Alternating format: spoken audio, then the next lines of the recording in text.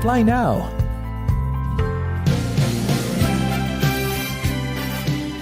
Maayod haanlaw kaninyo alan. Maayong pagpaminaw sa DXBU 104.5 FM. I am Joy Molina Mirasol, University President, and we invite you to journey with us on your educational experience like never before. We're cultivating intelligence meets innovation. Bukidnon State University, a smart university, is for you.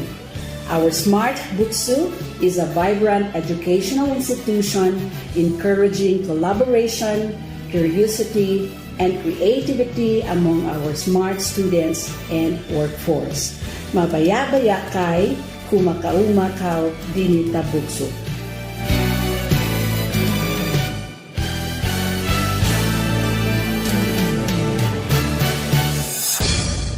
This is 104.5 DXBU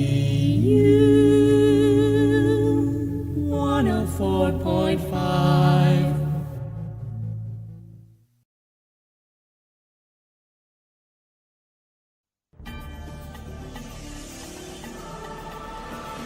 Matod pa sa World Health Organization, kada 6.5 segundo, adunay gakamatay nga manigarilyuhay. Gibala-bana nga 1.3 billion kada duha ka oras matag tuig sa tibuok kalibutan. Dinhi sa Pilipinas, adunay 20,000 ka mga Pilipino ang gakamatay tungod sa nagkalain-laing sakit nga may kalabutan sa pagpanigarilyo. Ang pagpanigarilyo ikalima sa pulo kanagunang kaso sa sakit nga makapatay. Matod pa sa natalang impormasyon sa gobyerno. Paghuna-huna, basin ikaw na ang musunod, luwasa imong kinabuhi, undangi ang pagpanigarilyo. Kini kinasingkasing nga pagpahinumdom gikan sa mga estudyante sa Development Communication ug niining istasyon, DXBU 104.5 FM.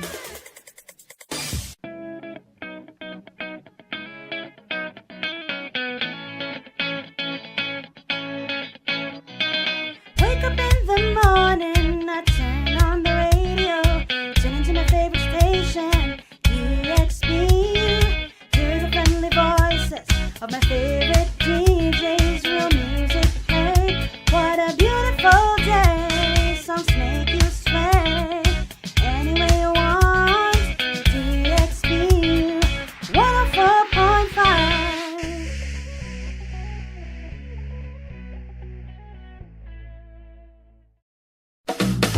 Your educational and community-based radio station, DXBU 104.5. It's more than just music.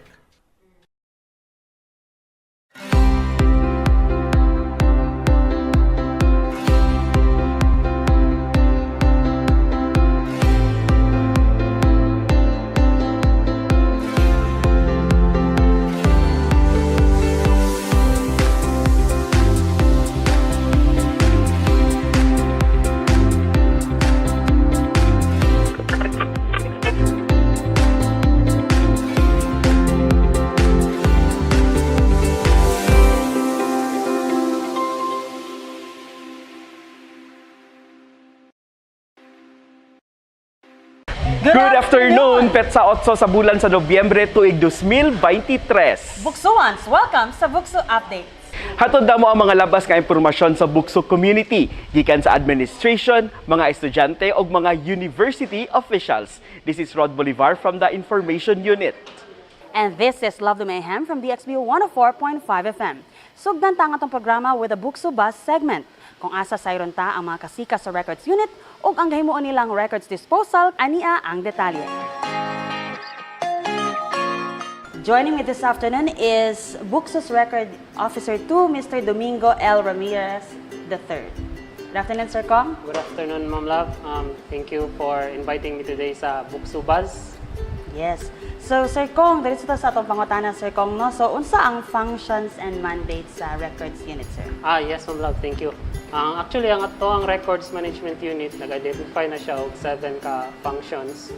So, number 1 ani is basically ang records management yun. So, when you say records management, kami ang manage sa records not only in the physical form but also in digital form. Kay mingon man gud tag records dili lang papel, pwede po siya film, CD, tapes, and etc. no. And another function sa records management unit is communication and mail management. So ang records management kami gyud ang ga-receive first hand sa mga communications and mail nga naka-address sa BukSU.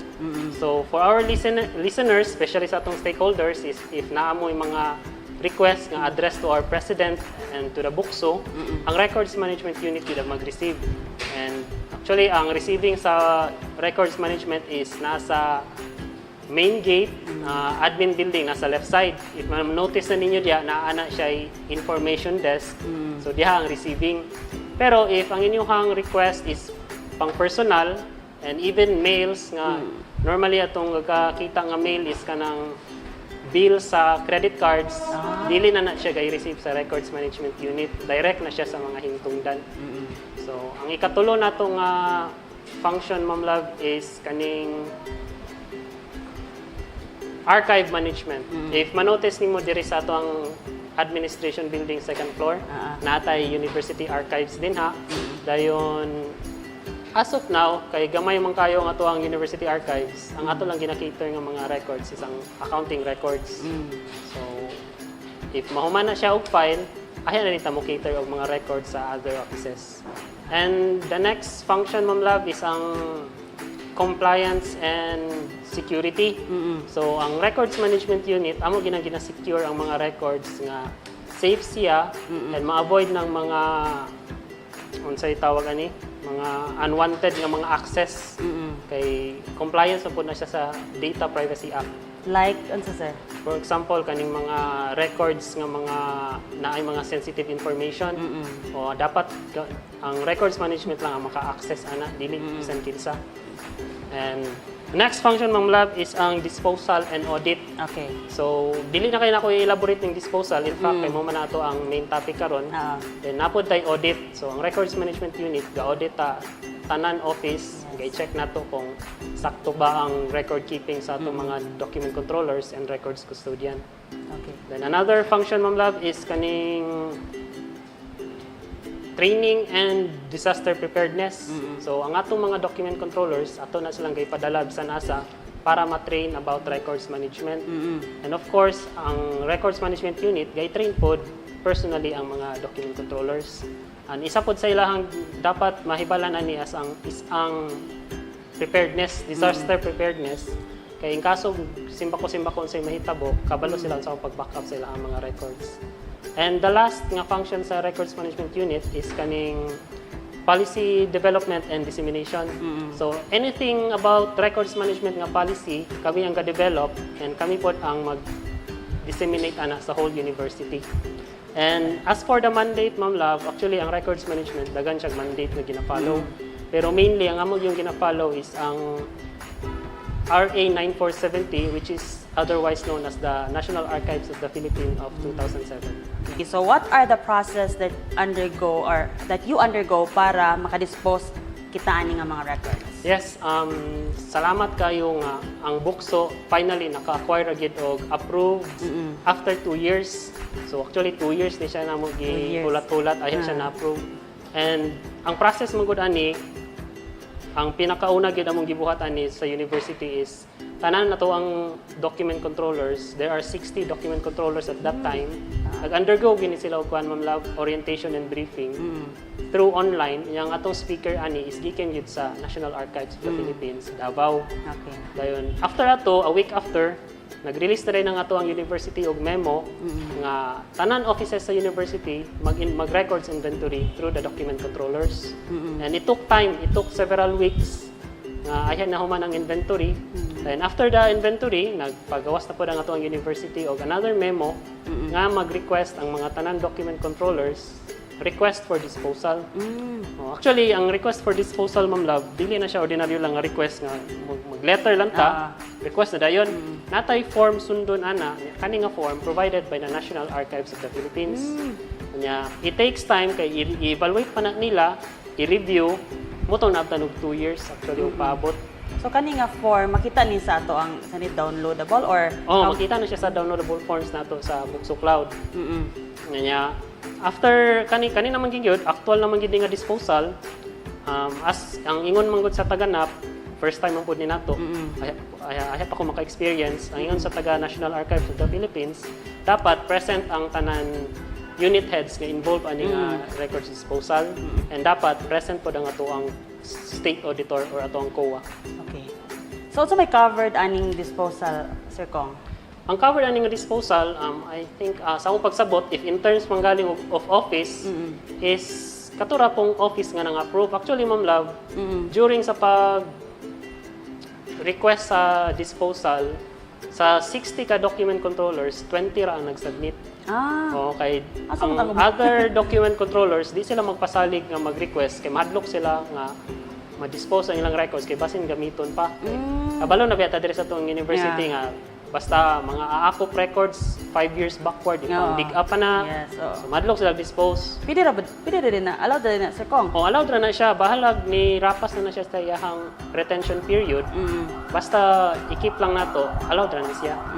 So kani karon ang 20 ka offices or document controllers nga nag-request, 8 ra pa gid ang na-approve na, Ma'am Love. 8 ra. So sa kaning 8, mao ni siya ang CIPL or the Center of Innovative for Teaching and Learning, ang ato ang COT, which is the College of Technologies, the ICTU, the Information Unit, the NSTP, the OBS or the Office of the Board Secretary, the OVPAF, and the QAO. So, mura ni silang nang-approve. Sabi na out of 60, 20 ang 20 ang nag-submit. Nag-submit, 80 lang na-approve. In terms of covered sa disposal, in terms of records, tanan records nga ni reach na yung retention period, mo gid siyang cover. Kay every records mo good, Ma'am Love, unique yahang retention period, dili uniform. So man ang ano importante kaning records disposal, Sir Kong? For me, Ma'am Love, importante ang records disposal kay it shows that our university has a effective records management. Unya, another thing is kuan po siya efficient ang ato ang space planning if mag-dispose tag records. Kay if you notice, my fellow listeners or watchers sa BukSU, if you notice ang atuang office, dili na siya wala tay bodega, di ba? So ang mahitabo if puno kayo nga atuang records, mangita din tag lain spaces or lain classroom, himo na to bodega. Lagi. So instead nga kuanto siya, potential to siya mahimog office or classroom, dili na kay nahimo nagbodega. So with this records disposal, natay efficient space planning. Muna diya kuan, Ma'am, University Archives, diya tanan ng mga accounting, kamulo pa og sort. So may naa diya, Sir. Mo ni siyang kadong mga ipang sort pa rin nila, Ma'am. Okay, once ma-identify na ang mga beyond retention period, mo na ipanglabay na dayon, dispose. So ginahinay nila sort. Once mahuman ni sa accounting records, hopefully pohon ang next na to i-priority nga records is the HR. Kay dagan-dagan may mga records sa HR. After sa HR, kani Sir, ano naman ni sa floor? kay ilan man ang i-sort tagsa-tagsa. Tanaw nila nga unsa ni siya nga klase, kung parehas ra iuban. Kay inana man siya pag inventory, ang pare-parehas iuban. Hindi lagi pwede sa saksak sinagon. Inana man siya. So ang pinakadaghanan unsay so far ang pinakadaghanan diri nga concert, mga files kani Voucher gyud sa accounting, and especially katong mga external pa sa una. Katong nga close na karon. Daghan kayo diri. Pinakagrabe gid ang accounting na. Kabalo ka sa accounting, if mawala na nga mga dokumento, mapriso ka. Yeah. True, no? Kani na general fund. Mo nang priority gina sila accounting. Mostly gid no ang pinakadaghanan gid og files is ang accounting, ba? Sir, no? In fact, Ma'am, sige pa ni sila hakot og sinako kay idungag dire kay Grabe ba? padayon nila file. Amo biyahang estimate ani mahuman nila og file tanan-tanan, accounting lang 6 months pero lapas na. Pila ka unsa kadaghan ang gatrabaho? Pila ka unsa kadaghan ang gatrabaho ani, Sir? Around 6 months na sila kabalo. Grabe ba? 6 ka buk tinihani kadaghan murag ako katan-aw kay Mura ginilang trabaho tagadlaw, magsige file, magsige identify sa records, and if na sila dili ma-identify, maglibog sila, ilang i-add to sa kuha. Ila kong i-inquire. So, sabi mo, sorry ko diri ako silang bisitahon. Mangumusta ko kung unsa na yung status. Ano, tira po ka mabuangan ni Sir Kong. Kung ako ra siguro isa, buwang na ko. Kayo, tanawa ra good. Grabe ka dagan pa-file mo ni. Bare na line ba na. Oh my god. From 2018, 2019. Napa mas dugay pa ani nga mga years, sir? Napa mga 1970s mo. Kaya imagine diba? good ma'am, pag sugod good sa BukSU, wala pa naka-dispose. It's first time din ni karon. So, mura siya kwan, mura siya milestone nga first time maka-dispose ang BukSU. Pero of course, expected kay first time, gamay ra kayo. Mula ito 8 ra ka office. Lagi. Pohon dagan-dagan na gid. Out of 60, no, then ay 20 nga nag-submit, then 8 ra ang na-approve. Grabe ba? Cash receipt. Ilang kay tamo suroy dia kay ang papel mong god lagi siya. Pero no, nakanid kayo. Sir Kong, unsaon man nato ni pag-dispose ang mga records? Actually, Ma'am Love, ang records disposal na ay upat ka pamagi. So, number 1 is shredding, meaning bisiun. Number 2 is landfill, ilubong. Number 3, which is dili na kayo advised by the National Archives, is burning, nugon. And the last is sale or ibaligya. So, kani karon ang ato ang gi-avail nga through disposal is sale. Ito siya, ibaligya. Nag-request po ta sa National Archives of the Philippines na sila ang mag-provide og official buyer. Kaya aron paspas ang proseso. Kay kung ato magud siyang ibaligya, Ma'am Love, then dili sa National Archives of the Philippines gikan ang buyer, moagi tag usual government procurement process, which is tedious kay siyang process. Taas, moagi pa og bidding, etc. Actually, yung taga-back kabalo kaya na ang puti. So with this, paspas ra, dali ra. So, aduna ba kalabutan sa atong conformance to regulatory and statutory requirements of other agencies kaning Green University? Actually, yes, Ma'am Love, no. Kaning disposal of records nagsubay ta ni statutory regulation sa National Archives of the Philippines. In fact, ako lang ni siyang basahon kay di ko man ni siya memorize good. Kay according sa National Archives of the Philippines sa RA 9470, which states that no government department, bureau, agency, and instrumentality shall dispose of, destroy, or authorize the disposal or destruction of any public records, which are in the custody or under its control except with the prior written authority of the executive director. Meaning, dili ta magpataka og labay aning mga records na to without the prior authority of the executive director of the National Archives of the Philippines. So another nga statutory regulation tong gi-follow ani is kaning Data Privacy Act of 2012. Munang rason pod nga atong gi-avail ang official buyer sa National Archives of the Philippines nga sila ang mopalit ato kay taas ang ato ang trust and confidence nga kato ato mga confidential records dili mo leak. Kay kung pataka ra mo tag baligya bisan asa, basig na yung mga confidential records mo gawas noon. So mo to siya nga isa na siya sa ato mga regulatory and statutory requirements. So, unsay next steps sa ato ang records disposal, Sir Kong? Actually, as to records disposal, Ma'am Love, I think this is the final step na gyud siya. Pero as to plans sa records management unit, we are planning to craft the records disposal schedule sa university. Pero for now, draft pa gyud siya. Mo lang na, Ma'am Love. Alright. So, thank you so much, Sir Kong. Naba kay uban pa nga mga gusto idugang? Wala naman noon, Ma'am Love. Thank you for having me here. Alright. So there you have it, guys. Record Officer 3, Mr. Domingo L. Ramirez III. Importante sa tanang organisasyon nga masigurong organized ug well-managed ang mga records ug dokumento aron mahimong efficient ang operations niini. Daghan pa kaming impormasyon nga itod kaninyo sa pagbalik sa BukSU Updates. Mama, gigutom na ko.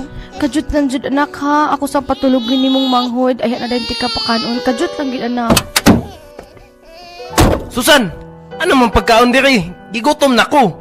Ako sa ngiyanda mong pagkaon. Kajut lang gid kayo. Ano mo ora man ni? Ha?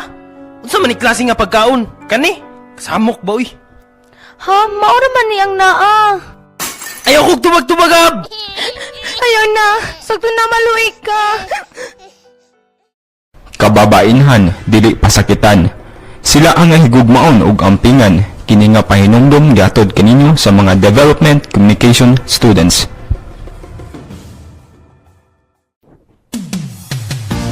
DXBU 104.5.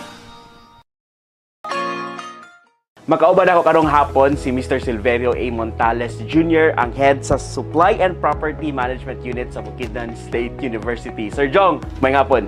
Mayong hapon sa Rod, mayong hapon sa ato ang mga binating tip paminaw diri sa DXBU 104.5 o sa mga naglantaw no sa atong Facebook Live. Mayong hapon sa tanan. Sir, first of all, unsa ba ang function sa Supply and Property Management Unit?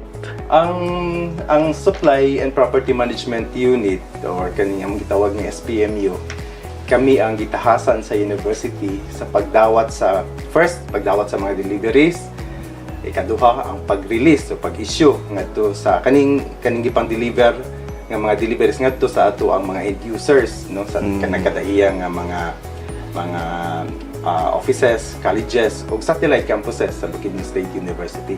Ang ikatulo mao kini ang atong property management in which diri nagsulod ang ato ang inventory, physical inventory sa ato ang mga supplies ug sa ato ang property ug ang under usab niini mao ang disposal sa ato ang mga unserviceable properties sa Bukidnon State University. Sir, kung mayong tag-supply ka ng mga office supplies nga gagamiton diri sa school? Kana mga supplies, mga office supplies, janitorial supplies, o kanang other office supplies para sa ato ang university. And properties kining mga chairs, tables, kaning at duha ni atong ikuan kaning nga mga equipment kanining mga semi-expendable equipment katong mga gagmay pero kaning ma-consider nato siya as equipment nga dili siya mawala ang iyang identity after a year. So kaning computer, cabinets, laptop, kaning mga photocopier nato,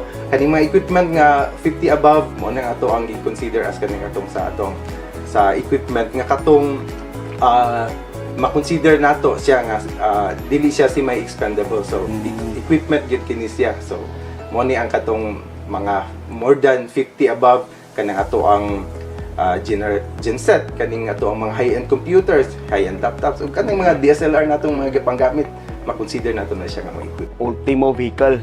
Bisan vehicle, apil na sila na ato ang mga equipment sa university. Grabe, and then you mentioned nga apil sa inyo ang inventory. So, grabe din kadaghan nga mga items ang inyong gina-monitor gyud, Sako gyud, dagan rod. So, you mentioned kining auction sa mga unserviceable nga mga properties, items dili sa university. Unsay gagaytabuan ni sir? Kaning auction rod, isa lang kini sa nagkadaiyang mode sa atong disposal no? sa atong mga unserviceable properties. Sa mga government agencies mao gini ang isa nga pamaagi sa pag-dispose sa atong unserviceable property kaning public auction, public bidding.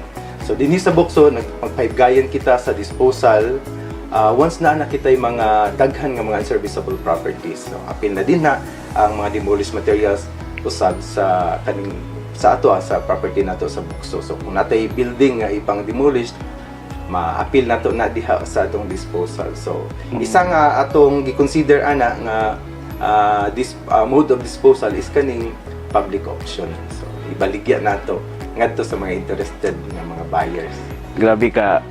Grabe ka lapad sa inyong function sir. Una inyong gaatimanon ang kanang mga serviceable. Yes. And kung dili na siya serviceable, kamo day gyapon mo ngatiman sa ila. Akibali natay committee sa kami galihok sa duha ka committee nga man sa mo apod kaning isa ani nga committee ang kung sa inventory napoy university inventory committee, naputay inventory naputay disposal committee sa university. So kami mag-agad kung unsay mga imando sa atong university committees nga under kami. Sir Jong, unsa ang apil aning mga gamit sa public auction nga atong ihigayon diri? O giunsa po nato pag-determine nga kini nga mga items unserviceable na ni siya? Okay. Tanan nga mga unserviceable property sa university kanang mga gipang-uli na nga mga Effective. item, mga di lang kay defective. Ang uban nga mga defective manggod, pwede pa nila na Repair, mapa-repair. Ang kung mga taga atong ICT, pwede pa nila adto sa atong ICTU. Tanaw sa atong ICTU nga makaya pa. Nara na ipapulihan nga mga gagmay nga mga part. So pag once nga ma-okay na, mabalik na po na sa end users pwede ilang magamit. Kana yung mga dili na magamit sa atong university, kanang dili na mo function, pag-notify, pag-verify sa atong naka-assign anang unit na mo verify sa maong item. Once nga i-verify na lang as unserviceable, iuli na nila din sa ato ang opisina para ma-consider po na siya for disposal. So daghan na siya na yung mga ICT equipment, naputay kaning vehicle, natay mga vehicle nga di na ginato magamit. Even katong mga obsolete nato nga mga items nga dili na po nato ma-consider as kaning beneficial pa para sa operation sa BukSU. Ma-consider po nato na siya puhon for disposal, either i-public auction or ato na siyang i-transfer ngadto sa mga interested government agencies. Ngunit sa atong 2019 nga unserviceable gikan sa mga end users, no? Mapuli atong 2020 then atong 2021. So paano siya dito, sir? Occupied na siya sa atong mga unserviceable companies. Ang dito niya site mo yapon ni siya. So naman ko Taiwan mga aircons diri kung materas na dito. Ikuan mo siya sa dili mo siya for before mag-dispose, mag-visit man ang kuwa. So ang kuwa mo makakatis makita nila ba ang volume sa ibaligyan per year. Okay, happy naman ang atong mga time PNC. Sir, unsa ni ka-importante nga procedure sa university, sir? And especially karon nga ang usapod sa thrust sa ato ang university nga leadership is kining Green University. Ma-apply ba ni siya ang kining ato ang mga disposal nga process or method? Dako kayo kining kalabutan ron, no, para sa ato ang tinguha for Green University, no. Aside sa makatabang kini paglimpyo sa atong palibot nga mawala kadtong mga dili na nato kinahanglanon, no, nga mga gamit, makahatag pud kini og dugang espasyo, no. Once ma-dispose na kining mga unserviceable and kini mga obsolete nato nga mga properties, og ingon man usab ang mga demolished nato nga mga materials o katong mga waste materials sa atong university. So dako kay ni katabang para sa atong tinguha for a Green University, no. And since income generating maning activity, sir, asa pod kakapaingon ang kaka-raise nga fund or income?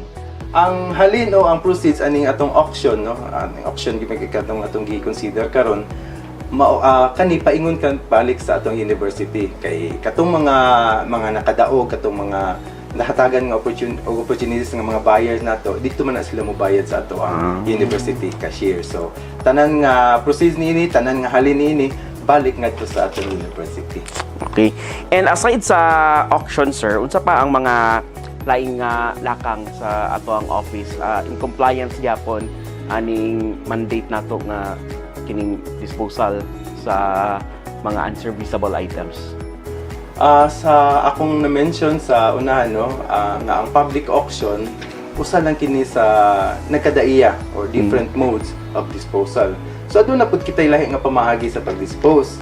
Ang isa niini mao kining atong gitawag nga transfer of property. So kaning transfer of property usa kining pamaagi diin atong i-transfer ang atong uban nga mga demolished materials o kaning mga obsolete properties ngadto sa lahi-lahi nga mga government agencies o ngadto usab sa atong mga satellite campuses, even kaning sa ato ang mga public schools, public high schools, public elementary, public schools nga mga elementary nga naghatag sa ilang interest nga gusto sila makapangayo ni ining ato ang mga obsolete materials kay do dili na siya kay nato magamit, kay daan na kini sa ato pero ngadto sa ilaha magamit pa kini. So, but of course kani mahatag kanila pinaagi sa katong approved sad nga request sa atong university president nga adunay nga sila nagka-interest nga pangayoon ang kana nga mga items.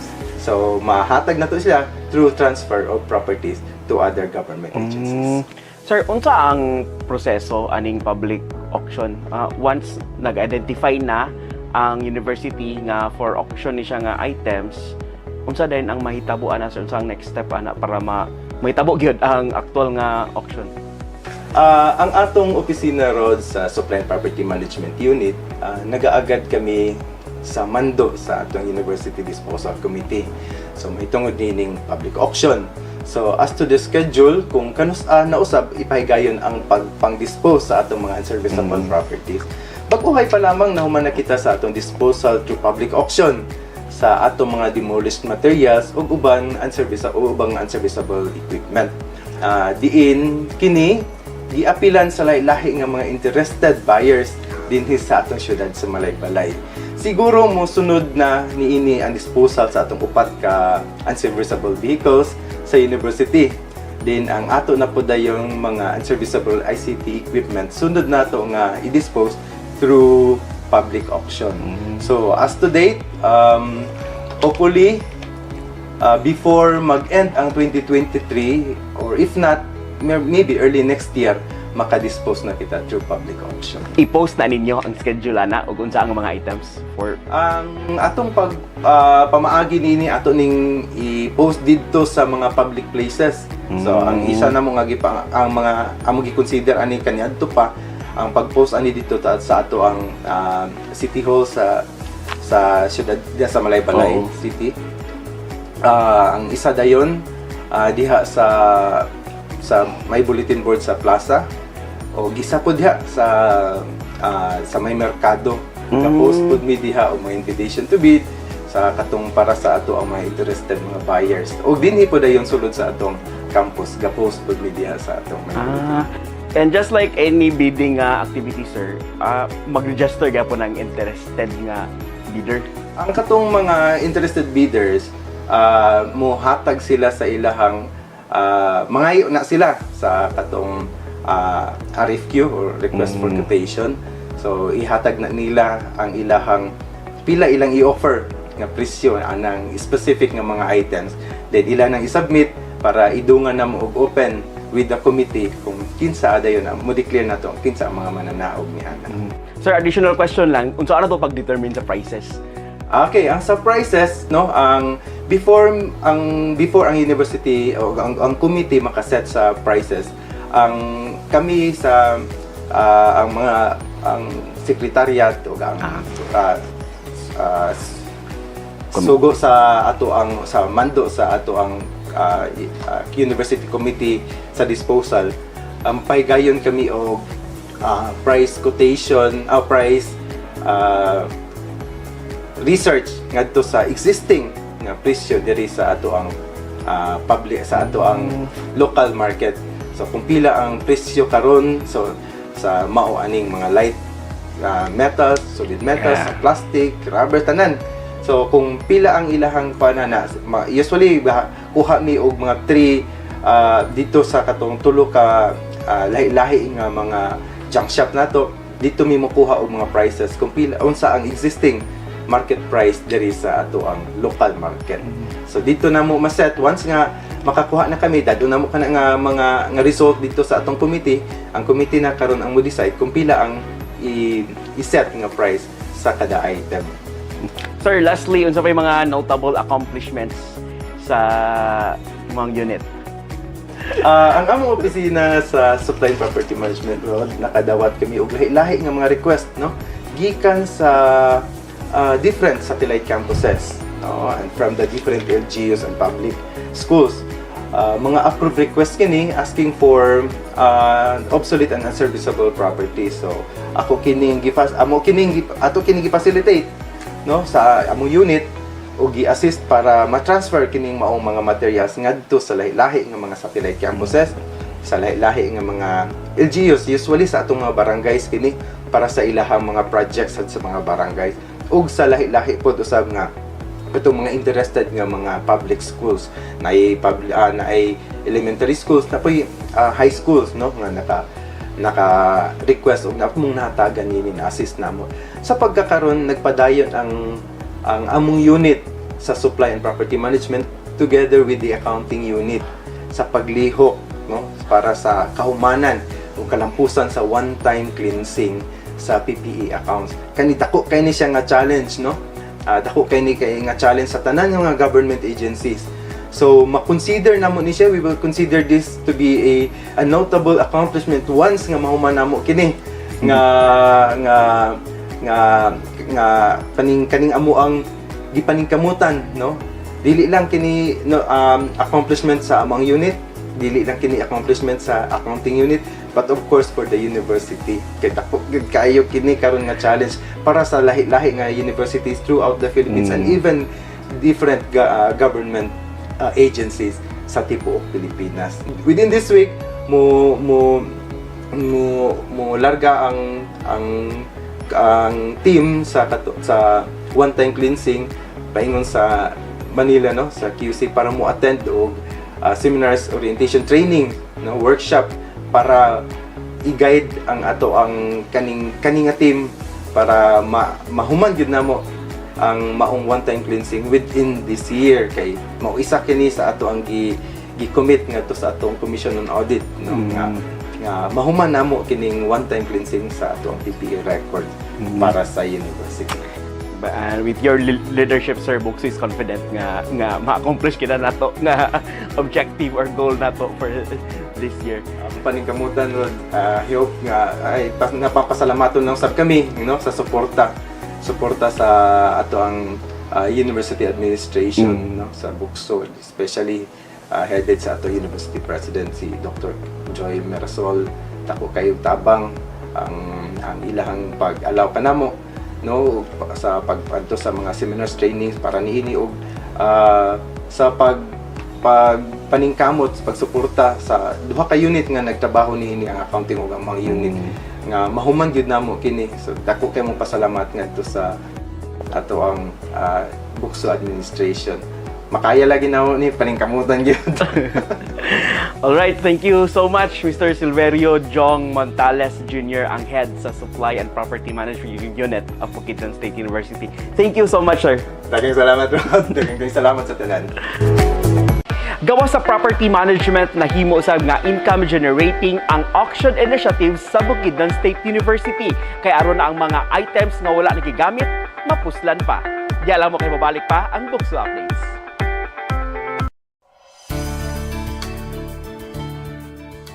Ngano nga ang VAU gakahitabo ug nagpadayon nga gakahitabo.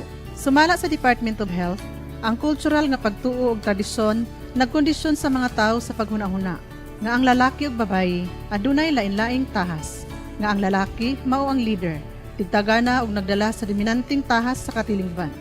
Samtang ang babayi mao ang tig-amuma, kauban ug tigpaluyos sa lalaki ug tighimo sa ubos nga mga tahas sa katilingban. Ako si Gloria Tuban, ang Gender and Development Coordinator para sa College of Administration. Maghiusa kita, hunungo na ang violence against women. Sa ngalan sa University God Resource Center o Bukidnon State University, nagkahiusa kita sa pag-ingon, atong tapuson ang violence against women.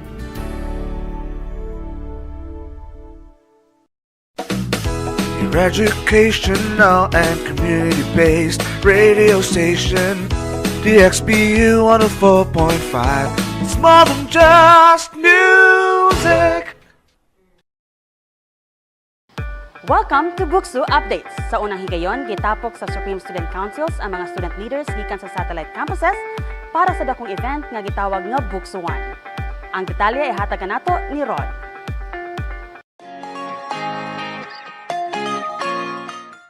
And to tell us more about BukSU-1, makauban ako karon si Remark Melendez, ang Vice President sa BukSU Supreme Student Council. Mark, good afternoon. Welcome back sa BukSU Updates. So, a pleasant afternoon, sir. Yeah, it is a pleasure being back here sa ato ang para sa atong BukSU Updates. Yes, our pleasure also, Mark. Mark, tell us more about this BukSU-1. Unsa ni siya about? So, BukSU 1, pag atong i-dissect ang mga words sa BukSU and 1. So, Bukidnon State University 1. So, it means like uniting all the student leaders from the Bukidnon State University. So, for the information of everyone, Bukidnon State University kay dili lang diri sa atong main campus, but we have 15 satellite campuses all throughout the province of Bukidnon and as well as sa Misamis Oriental. So morning BukSU 1 because main campus and the satellite campuses. Yes, sir. And i-unite na to sila. Yes, sir. Ganong importante nga i-unite na to ang all students belonging to the one big BukSU family. So we have seen regarding sa event, so we have observed nga there were problems existing. Some of these student leaders and some of these students from these BukSU satellite campuses are feeling left out because dili sila ma-include usually sa if ever there were major events nga ginahold ang university nga gaka-feel nila nga separated ilahang mga sets of activities dadto. So we are having this BukSU Federation to unite and to have uniformity when it comes to establishing organizations sa ato ang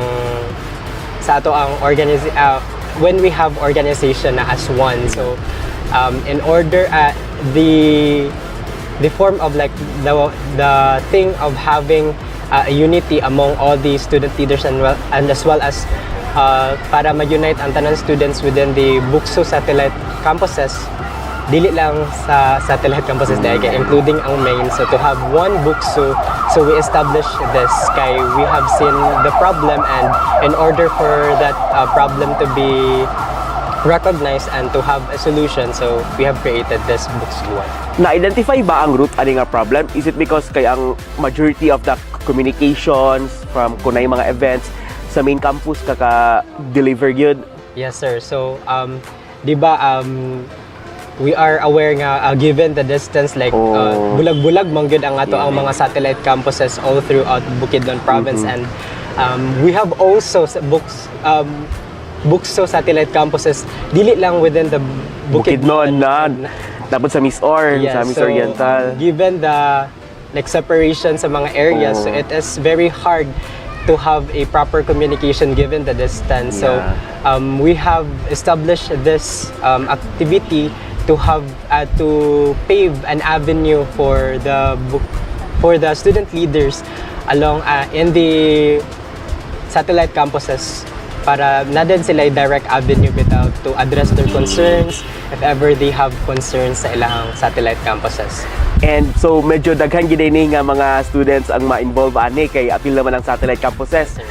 Estimate mo how many student leaders ang ma-involve aning BukSU 1? So approximately including the Supreme Student Council and as well as our student body organizations here in our university in the main campus, plus the student leaders from the satellite campuses. So we have approximately 90 plus student leaders who attended this BukSU 1. And this event was held last October 26 and 28, yes, no? Yes. So unsay nahitabo ato? Unsay inyong activity during that time? So during those times, so we have a series of we have sets of activities. So there were seminars. We have invited mga speakers to talk about leadership skills. So during those times, one of our objectives for the BukSU 1 is to enhance the student leaders, not just from the main campuses but as well as mauman ang tumong ang mga student leaders from the satellite campuses to also have the proper equipment to enhance their leadership skills.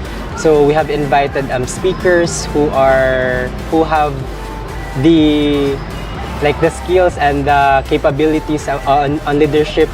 So we have those activities, and as well as we have sets of activities wherein the student leaders can have like a breather.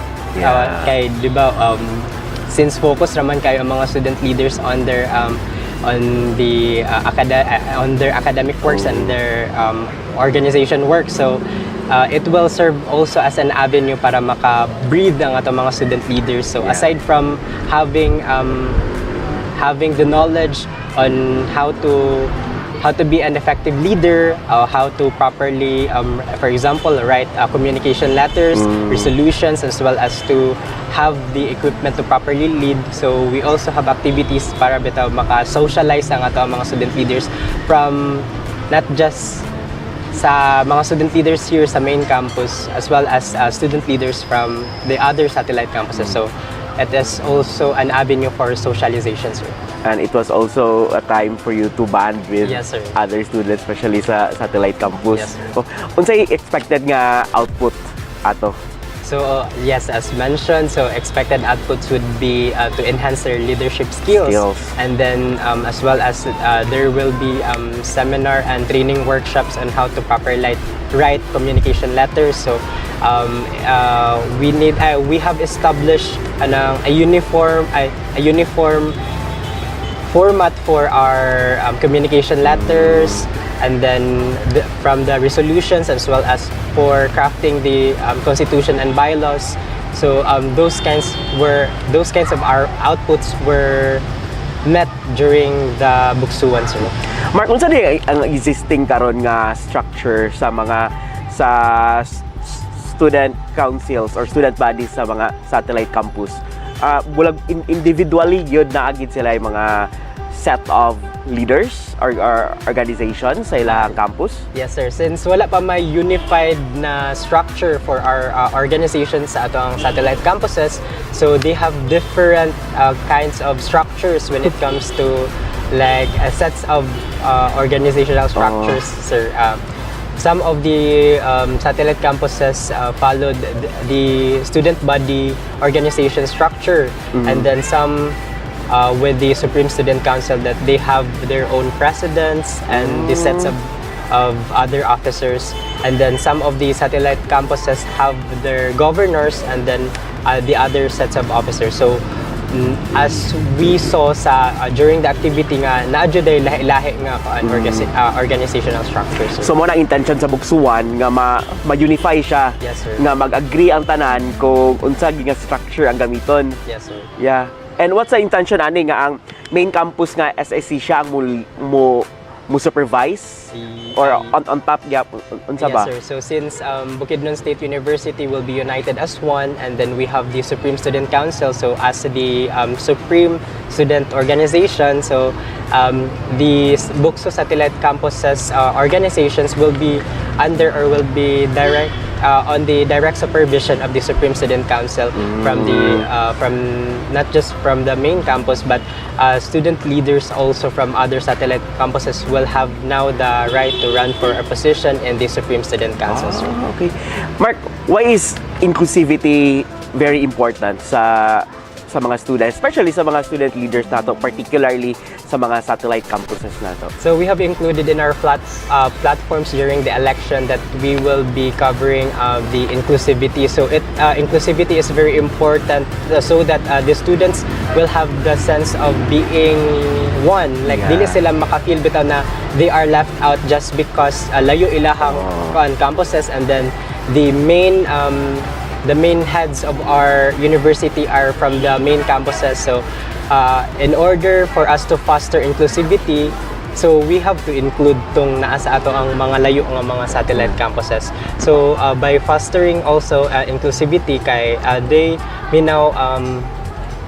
now be one with us to be able to collaborate and to get engaged sa kung unsa man ang mga privileges na makuha sa atong main campus. Kay Bukidnon State University is not Bukidnon State University in the main campus alone, but also from the other satellite campuses. And align po ni siya sa Smart BukSU sa atong na-concept sa atong president, di ba? Gusto po siya nga inclusive po gyapon ang leadership for Bukidnon State University. Mark, unsa pa ang plan sa SSC for the satellite campuses? So since we have established naman the BukSU-1, so we have the BukSU Federation na among the student leaders in the BukSU satellite campuses. So the future plans of the Supreme Student Council is to have diverse activities, including the BukSU satellite campuses. So it would be a collaboration of the student leaders in Bukidnon State University. So we have not still planned out yet what specific activities nga amo ang i-conduct, but hoping in the future or for the next semester, we will have na activities na ang participants are not only from the main campuses but also the students from the BukSU satellite campuses, sir. And masayo na siya mag-organize ng event, ana. Yes, sir. Because of this BukSU-1 Federation. Yes, sir. No, nga usa na mo. And yeah, so to wrap this into interview, what's your message sa mga fellow students nimo, particularly those at the satellite campuses? So hi BukSUans, I am encouraging you to take part in this initiative, in this activity, because we are aiming to have a unified university, because we are one Bukidnon State University. So it would be great that we are open, that we should not like iya tanga bisag we are from different places, that including na gani Misamis Oriental, even though it is called lang Bukidnon State University. So we need to really foster camaraderie between the amongst the students of Bukidnon State University. So that's all, sir.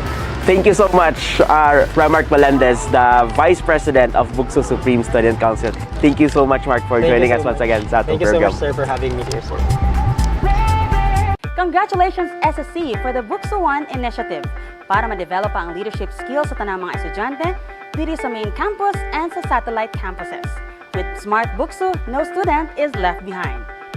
BukSU-ones, we hope you enjoyed this episode of BukSU Updates. Again, this is Rod Bolivar from the Information Unit. And this is Love the Mayhem from BukSU 104.5 FM. Kita-kita na sa kita sa semana for another exciting episode every Wednesday at 3 o'clock in the afternoon. Daghang salamat.